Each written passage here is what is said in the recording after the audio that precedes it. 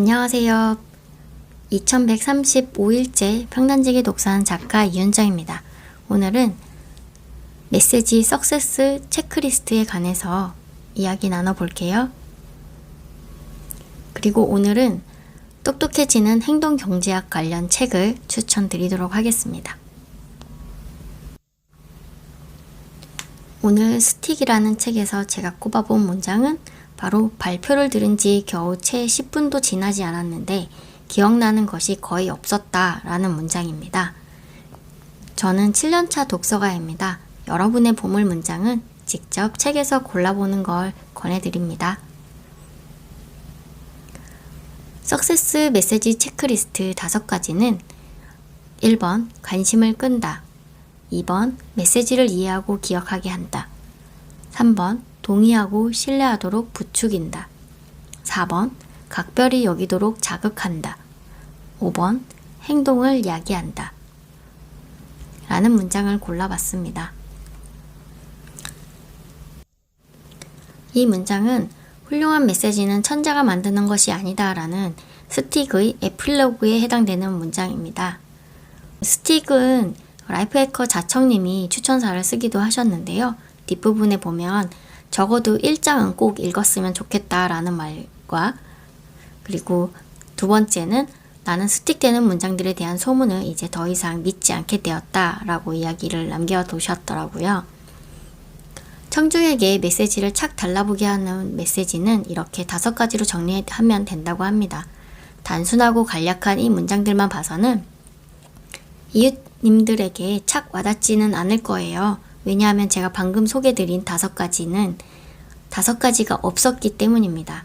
구체적이지도 않고 감성도 없고 스토리가 없으니 제가 요약해드린 문장은 아마 사실 제 것일 것 뿐이고 여러분에게는 아마 휘발성 데이터로 넘어가지 않을까 싶네요. 그러니 꼭 책을 읽어보시면서 스토리를 함께 가져가시면 좋을 것 같습니다. 아무튼 책을 집필하거나 마케팅 홍보할 때도 이 5가지만 잘하다면 청중들에게 전하고 싶은 메시지를 전달할 수 있을 것 같습니다. 오늘은 이 책에서 포스트잇 이미지를 표지에 한번 넣어봤어요. 왜냐하면 장황한 설명을 하면 10분도 지나지 않아서 모두 기억나지 않음을 저의 스티커 메시지로 새겨보기 위해서 골라봤습니다. 여러분은 어떤 이미지로 스틱될지 궁금합니다. 그래서 저는 스티커 메시지를 이미지 한 장으로 이렇게 평단지기 독서 오늘 문장을 시각화하고 있습니다. 오늘 행동은 구체적인가? 감성적인가? 이런 질문을 스스로에게 던져보는 것으로 정해보도록 하겠습니다.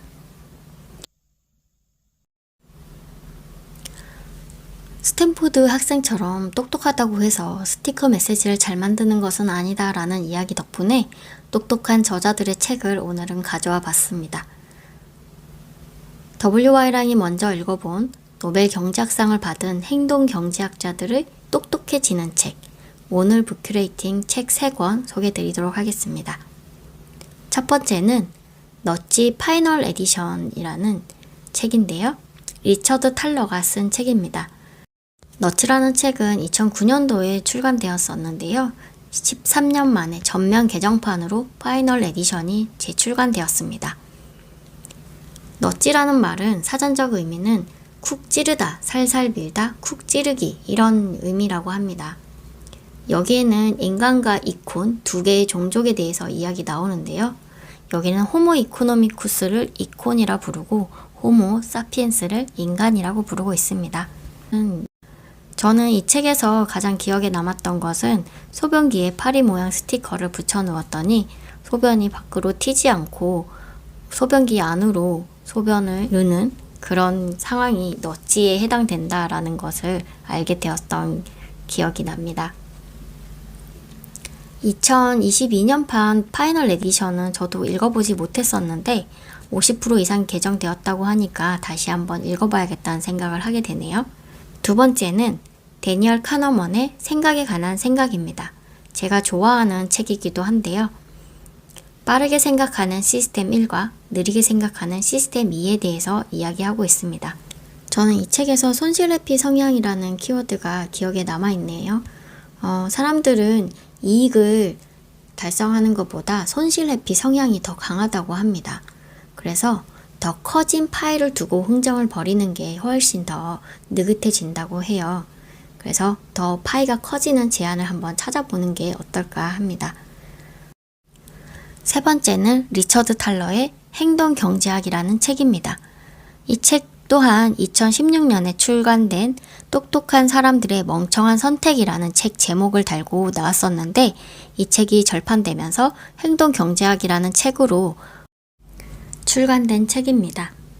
이 책에서는 방금 전에 설명드렸던 생각에 관한 생각의 저자 데니얼 카너먼과 아모스 트버스키, S&P 케이스 실러 지수로 유명한 로버트 실러 교수 등 경제학 거장들에 얽힌 숨은 에피소드들이 녹여져 있다고 합니다. 제가 생각에 관한 생각 데니얼 카너먼 책을 재미있게 읽었기 때문에 이분의 에피소드들이 같이 녹여진 내용들이 이 책에도 나오더라고요. 그래서 연관성이 있어서 더 재미있게 읽었었던 책인 것 같습니다. 이 책에서는 경제학자 입장에서 본다면 100점 만점에 72점을 받았을 때보다 137점 만점에 96점, 70%를 받았을 때 더 기뻐할 이유는 하나도 없다고 이야기하고 있어요. 그런데도 학생들은 기뻐했다고 합니다. 사람들의 원성을 듣지 않고 시험 문제를 출제할 수 있게 되는 거죠. 보통 연말 평가 시즌에 상대평가를 많이 하죠. 내가 어느 위치에 있는지가 중요한데 절대평가하면 몇 점이 중요하잖아요. 이렇게 137점을 만점으로 하듯이 모두가 기본 점수이고 더 훌륭한 사람에게 인센티브를 더 주는 방식이 직원들에게 원성을 듣지 않는 방법이지 않을까 생각해봅니다. 똑똑한 사람들이 쓰다 보니까 이 책원은 사실 좀 두껍습니다. 넛지라는 책은 488페이지, 생각에 관한 생각은 727페이지, 행동경제학은 604페이지입니다. 너무 두꺼워 라고 포기하실 것 같아서 오늘 제가 이런 책들을 읽는 방법을 소개해 드릴게요. 이 책들은 평단지기 독서법으로 읽으시면 좋을 것 같습니다. 평단지기 독서법은 하루에 10분씩 읽고 기록하고 행동하는 독서법이고요. 제가 처음 벽돌책을 읽은 것이 바로 생각에 관한 생각이었습니다. 사실 제가 이 책의 페이지 수를 모르고 읽었던 게 이 벽돌책을 읽을 수 있었던 가장 큰 계기였던 게 아닌가 싶습니다. 전자책으로 읽었거든요. 보통 평단지기 독서법으로 하루 10분씩 읽다 보니 보통 300페이지 정도 되는 책 같은 경우는 2주에서 3주 정도 걸립니다. 그런데 이 책을 읽다 보는데 책이 끝나지를 않는 거예요. 한 달이 지났는데 그제서야 책 페이지 수를 확인해 봤습니다. 그리고는 깜짝 놀랐죠. 어느 날 서점에 가서 봤더니 이 책 두 개를 보고 정말 이래서 벽돌책이구나 라고 느끼고 왔던 책인 것 같습니다. 여러분도 너무 두껍다고 생각하지 마시고 이런 책들도 재밌는 내용들이 많이 소개되어 있어서 꼭 읽어보시면 좋을 것 같아요. 이 책을 한 번에 다 읽겠다라고 하면 언제 읽지라는 부담감이 있을 수 있는데 저처럼 평단지기 독서법으로 하루에 10분씩 2달 동안 읽겠다라는 다짐을 하시면 읽어보실 수 있을 겁니다. 이 책들을 읽으면 정말 똑똑해지고 사람들의 경제적인 심리 이런 것까지 이해할 수 있게 되기 때문에 정말 도움이 많이 되는 책입니다. 꼭 도전해보세요. 저장해 두었다가 필요할 때 이 책 3권 꼭 읽어보시면 좋을 것 같습니다. 오늘 평단지기 독서하면서 저만의 문장 어록을 하나 만들어 봤습니다. 멋진 배우자는 내가 만드는 것이다. 첫 번째, 배우자의 관심을 가진다. 두 번째, 배우자의 말을 이해하고 기억한다. 세 번째, 배우자에게 공감하고 신뢰한다. 네 번째, 배우자를 각별하게 생각한다. 다섯 번째, 배우자보다 내가 먼저 행동한다. 어떠신가요? 오늘 5개의 체크리스트 의사소통 구조 스티커 만들기로 저의 모록 문장을 만들고 이번 책 스틱을 마무리하고자 합니다. 끝! 감사합니다.